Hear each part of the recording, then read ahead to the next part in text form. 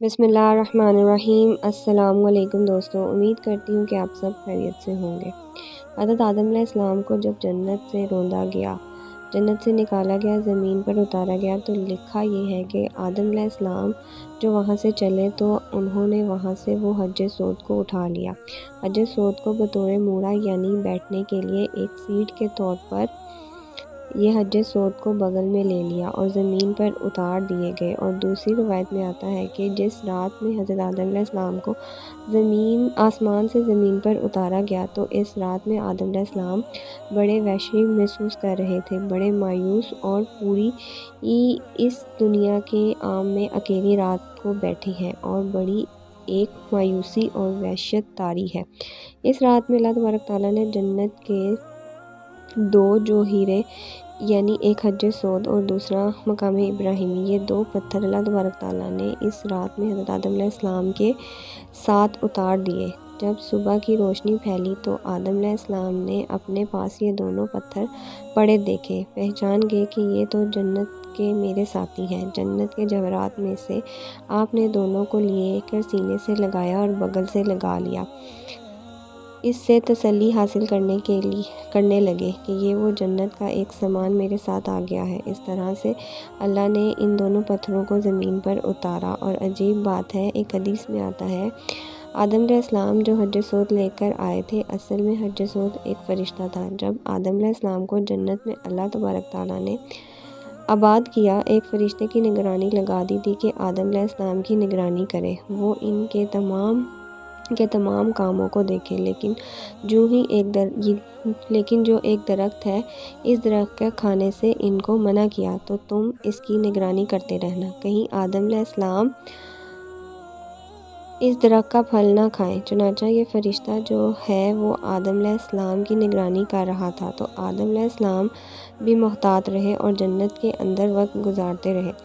जब अल्लाह तबारक ताला को तक़वा तौर पर मंजूर था कि आदम अलैहिस्सलाम फल खाएंगे और फिर आगे सारे पड़ोसी जो हुआ, ये तकलीय निज़ाम है, अल्लाह के हाँ ये होना था, ये मुक़द्दर था। तो अल्लाह तबारक ताला ने आदम अलैहिस्सलाम से इस फ़रिश्ते को ओझल कर दिया, यानी आदम अलैहिस्सलाम को फ़रिश्ता दाएं बाएं कहीं नज़र ना आया।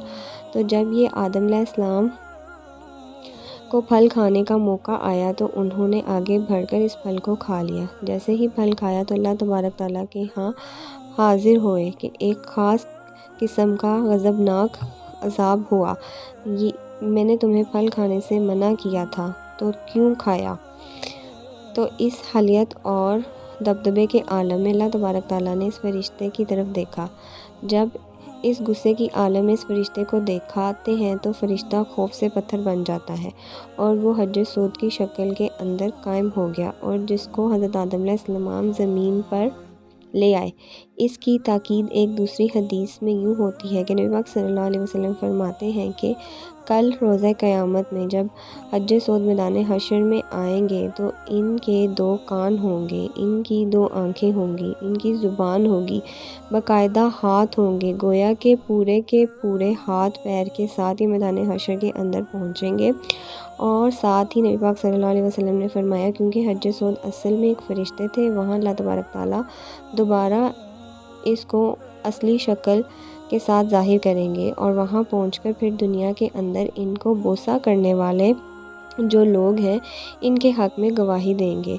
तो मालूम होगा ये हज्ज सोद एक फ़रिश्ता है। दुनिया के अंदर जो लोग हैं जो इसको बोसा देते हैं वो इसे तख्ती पर नोट हो जाते हैं, इस आदमी ने मुझे बोसा दिया, इसके गुनाह माफ़ कर दिए गए। तो कल रोज़ा क़यामत में वो इसकी गवाही देंगे। और मज़े की बात यह है कि दुनिया के अंदर एक बहुत बड़ा वाक़या गुज़रा है। वो ये कहते हैं कि मैं मक्का के अंदर हरम में हज्ज सोद के करीब काबा के करीब एक अरसे तक रहा हूँ। मैंने एक मर्तबा अजीब मंज़र देखा।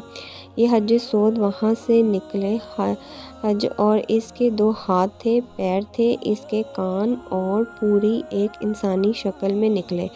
वो निकले और काफ़ी देर तक टहलते हुए दोबारा उसी जगह कायम हो गए और इस तरह पत्थर की शक्ल इख्तियार कर ली।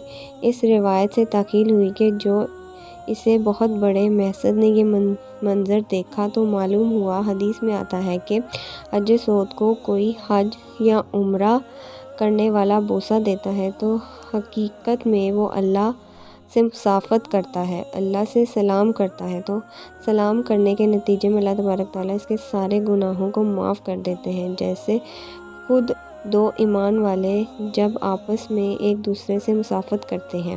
حدیث میں آتا ہے کہ ان دونوں کے الگ ہونے سے پہلے، ان کی مصافحت الگ ہونے سے پہلے اللہ گناہ معاف کر دیتے ہیں، تو وہاں حج سود کو مصافحت گویا اللہ سے مصافحت ہے، تو اللہ سے مصافحت اور گناہ معاف نہ ہو یہ کیسے ہو سکتا ہے؟ اس سے اللہ تبارک تعالیٰ گناہوں کو معاف کر دیتے ہیں۔ تو یہ حج سود وہ فرشتہ ہے جو ہر بوسہ دینے والے کی تفصیل کو نوٹ کر لیتا ہے۔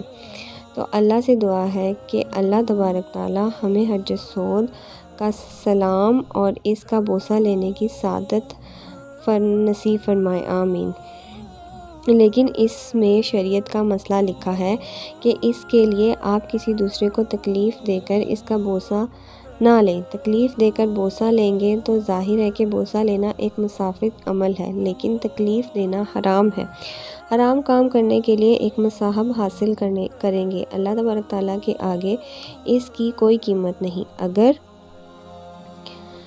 موقع ملے تو دور سے سلام کریں، سلام کر کے چوم لیں تو آپ کو وہی اجر ملے گا جو بوسہ دینے کے موقع پر ملتا ہے۔ اللہ سے دعا ہے کہ اللہ تبارک تعالیٰ اس پر عمل کرنے کی توفیق عطا فرمائے، آمین ثم آمین۔ دوستو جنہوں نے ابھی تک میرے چینل کو سبسکرائب نہیں کیا، ان سے گزارش ہے کہ میرے چینل کو سبسکرائب کر لیں، بیل کے آئیکن کو پریس کر لیں جس سے آپ کو لیٹسٹ ویڈیو کا نوٹیفیکیشن ملتا رہے۔ اپنی بہن کو دعاؤں میں یاد رکھیں، اپنا بہت سارا خیال رکھیں۔